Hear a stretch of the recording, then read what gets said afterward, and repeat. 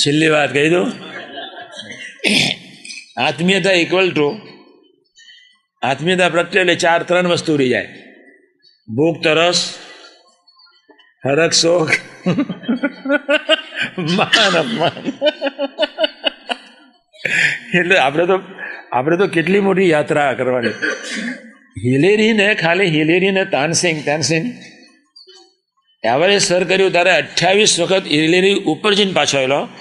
16,000 square feet ગયા 3 વખત, ફરી પાછો આવ્યો, ફરી ગયો 21,000 સ્ક્વેર ફીટ, ફરી પાછો આવ્યો 28 વખત, અને છેવટે 28,600 સર બેટા નીકળ્યા સિંહ.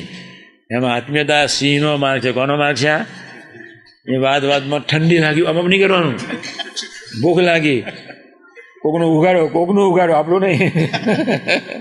જોજો ભાઈ સાહેબ, એટલે મનને ચુમાવા દેવું, પણ કોઈનો અભાવ ગુણ ભાવફેરમાં જવાનું નહીં જ.